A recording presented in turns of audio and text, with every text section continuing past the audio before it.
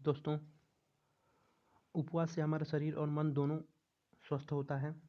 तो आधे घंटे के लिए आप भी इंटरनेट से उपवास कीजिए। रोज़ आधे घंटे चुपचाप बिना इंटरनेट, मोबाइल, टीवी, दोस्त, अखबार के बैठिए। अपने वर्तमान व भविष्य पर विचार कीजिए। यह आपको नई राह व नई ऊर्जा देगा।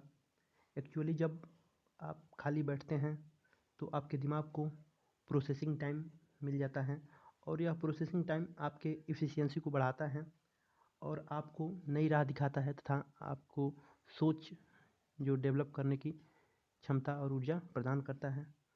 तो अपने लिए आधे घंटे ज़रूर निकालिए। चलिए आज के वीडियो के बारे में बात कर लेते हैं। दोस्तों, आज हम लोग जनरल साइंस एमसीक्यूज के 9वें पार्ट का अध्ययन करेंगे।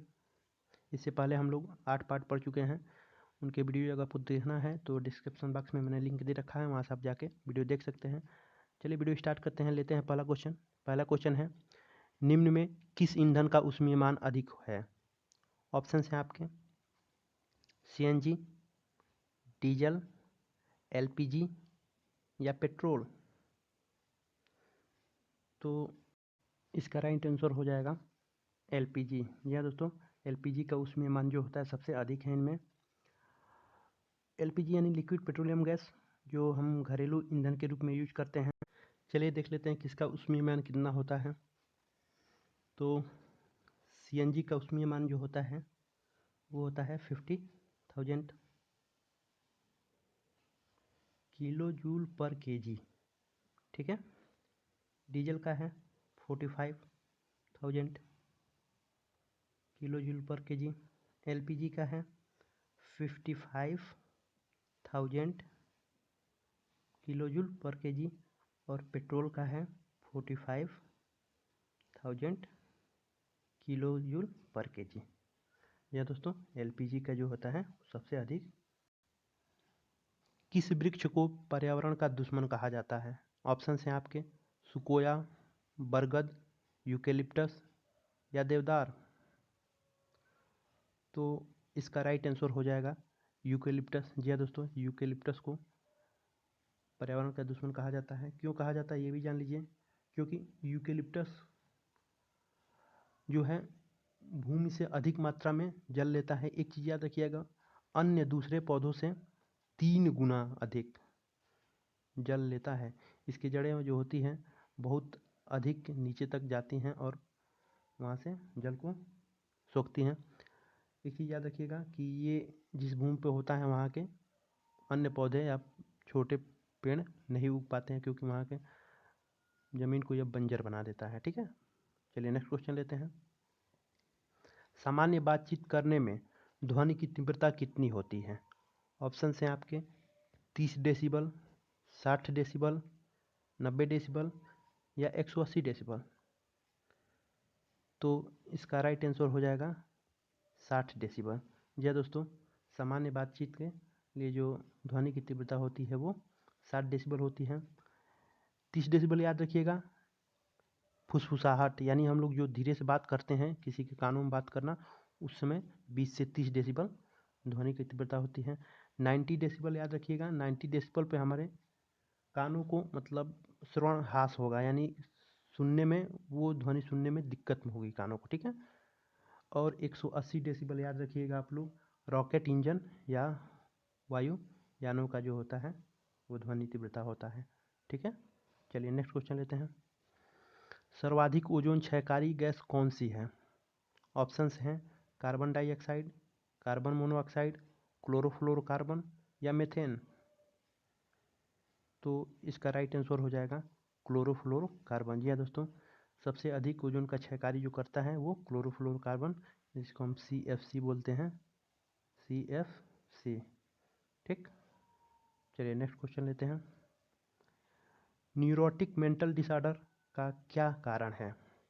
ऑप्शंस है वायु प्रदूषण, जल प्रदूषण, ध्वनि प्रदूषण या मृदा प्रदूषण। तो इसका राइट आंसर हो जाएगा ध्वनि प्रदूषण। जी हाँ दोस्तों, न्यूरोटिक मेंटल डिसऑर्डर ध्वनि प्रदूषण की वजह से होता है। यह एक दिमागी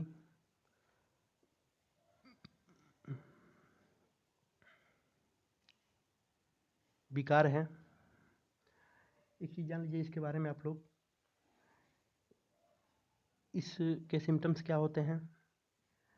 इसमें व्यक्ति दुखी महसूस करता है, किसी चीज़ पर ध्यान केंद्रित नहीं कर पाता है, सोने में परेशानी होती है, थकान महसूस करता है और ऊर्जा में कमी महसूस करता है। ये इसके सिम्टम्स होते हैं। ठीक, चलिए नेक्स्ट क्वेश्चन लेते हैं। फ्लाई ऐश का निर्माण किससे होता है? ऑप्शंस हैं पेट्रोल के दहन से, कोयले के दहन से, अम्लीय वर्षा से या इनमें से कोई नहीं। तो इसका राइट आंसर हो जाएगा कोयले के दहन से। जी हाँ दोस्तों, याद रखिएगा कि फ्लाई ऐश एक पाउडर होता है जो तापीय विद्युत संयंत्रों में कोयले के जलाने से उत्पन्न होता है। इसमें सिलिका, एल्यूमिनियम और कैल्शियम के ऑक्साइड पर्याप्त मात्रा में पाए जाते हैं।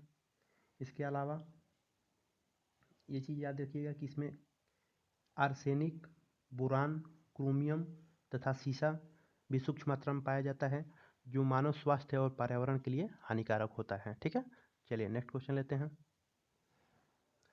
दूरदृष्टि दोष के मरीज को चश्मे में कौन सा लेंस दिया जाता है? ऑप्शंस हैं अवतल लेंस, उत्तल लेंस, मिश्रित लेंस या इनमें से कोई नहीं। तो इसका राइट आंसर हो जाएगा उत्तल लेंस। जी हाँ दोस्तों, इस दृष्टि दोष से पीड़ित व्यक्ति के चश्मे में उत्तल लेंस दिया जाता है। एक चीज़ जान लीजिए कि इस दूर दृष्टि दोष में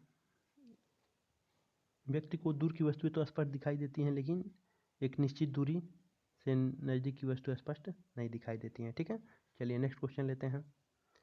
कीटभक्षी पौधा के कीटों के भक्षण करने का मुख्य कारण क्या है? ऑप्शन है आपके कार्बोहाइड्रेट प्राप्त करना, खनिज लवण प्राप्त करना, कार्बन डाइऑक्साइड प्राप्त करना या नाइट्रोजन प्राप्त करना। तो इसका राइट आंसर हो जाएगा नाइट्रोजन प्राप्त करना। जी हाँ दोस्तों, कीटभक्षी पौधों में नाइट्रोजन की कमी होती है जिसे पूरा करने के लिए वो कीटों का भक्षण करते हैं। ठीक है, चलिए नेक्स्ट क्वेश्चन लेते हैं। शरीर में प्रोटीन की कमी से कौन सा रोग होता है? ऑप्शन हैं आपके रिकेट्स, स्कर्वी, रतौंधी या क्वाशियोरकर। तो इसका राइट आंसर हो जाएगा क्वाशियोरकर। जी हाँ दोस्तों, शरीर में प्रोटीन की कमी से क्वाशियोरकर नामक रोग होता है। रिकेट्स विटामिन डी की कमी से होता है, याद रखिएगा। स्कर्वी विटामिन सी की कमी से और रतौंधी विटामिन ए की कमी से होने वाला रोग है। ठीक है, चलिए नेक्स्ट क्वेश्चन लेते हैं। एक समान वृत्तीय गति में क्या कांस्टेंट होता है?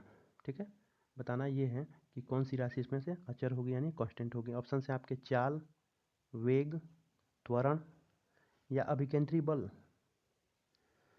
तो इसका राइट आंसर हो जाएगा चाल। जी हाँ दोस्तों, चाल जो होता है एक स्केलर क्वांटिटी है, जबकि बाकी सभी वेक्टर क्वांटिटी हैं, यानी इनमें दिशा की जरूरत होती है और वृत्तीय गति में लगातार दिशा परिवर्तित होता रहता है। अतः वेग, त्वरण और अभिकेंद्री बल परिवर्तित होगा, जबकि चाल में कोई परिवर्तन नहीं होगा। ठीक है, चलिए नेक्स्ट क्वेश्चन लेते हैं। धूप से बचने के लिए छाते के रंग का संयोजन क्या होगा? ऑप्शंस हैं ऊपर सफ़ेद नीचे काला, ऊपर काला नीचे सफ़ेद, मात्र काला या मात्र सफ़ेद। तो इसका राइट आंसर हो जाएगा ऊपर सफ़ेद एवं नीचे काला। जी हाँ दोस्तों, क्यों ऐसा होना चाहिए ये भी जान लीजिए। दोस्तों, सफ़ेद रंग जो होता है ऊष्मा का कुचालक होता है, यानी ऊष्मा को कम अवशोषित करता है, जबकि काला अधिक मात्रा में ऊष्मा को अवशोषित करता है। तो छाता के ऊपरी भाग पर जब सफ़ेद कलर रहेगा तो वो सूर्य से आने वाले प्रकाश को चाहे गर्मी को कम अवशोषित करेगा, जबकि नीचे का काला भाग रखने का कारण ये है कि उसके अंदर जो भी ऊष्मा होगी छाते के नीचे वो उसको अवशोषित कर लेगा और उतने दूर का वातावरण को ठंडा रखेगा, अतः हमें ठंडक महसूस होगी। ठीक है, चलिए नेक्स्ट क्वेश्चन लेते हैं। मास्टर ग्रंथि किसे कहते हैं? ऑप्शन हैं आपके थायराइड ग्रंथि को, पीयूष ग्रंथि को, यकृत ग्रंथि को या इनमें से कोई नहीं। तो इसका राइट आंसर हो जाएगा पीयूष ग्रंथि को। जी हाँ दोस्तों, पीयूष ग्रंथि को मास्टर ग्रंथि कहते हैं। एक चीज़ इसके बारे में याद रखिए आप लोग, इसी से संपूर्ण मानव शरीर एवं व्यवहार की अंतःक्रियाओं का नियंत्रण होता है, इसी ग्रंथि से। ठीक है, चलिए नेक्स्ट क्वेश्चन लेते हैं। दंड चुंबकों की चुंबकीय क्षमता होती है। ऑप्शन है आपके ध्रुवों पर कम, मध्य में कम, सभी जगह समान, या इनमें से कोई नहीं। तो इसका राइट आंसर हो जाएगा मध्य में कम। यह दोस्तों दंड चुंबकों की चुंबकीय क्षमता जो होती है मध्य में कम होती है, जबकि ध्रुवों पर अधिकतम होती है। ये चीज़ बिल्कुल याद रखिएगा आप लोग, ठीक है। चलिए नेक्स्ट क्वेश्चन लेते हैं। सूर्य से पृथ्वी तक प्रकाश पहुंचने में कितना समय लगता है? ऑप्शन हैं 5 minute 32 second, 9 minute 19 second, 10 minute, या इनमें से कोई नहीं।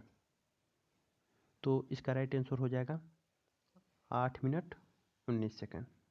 जी दोस्तों, ये इसका राइट आंसर हो जाएगा, यानी सूर्य से पृथ्वी तक प्रकाश पहुंचने में जो समय लगता है वो 8 मिनट 19 सेकेंड लगता है, ठीक है। चलिए नेक्स्ट क्वेश्चन लेते हैं।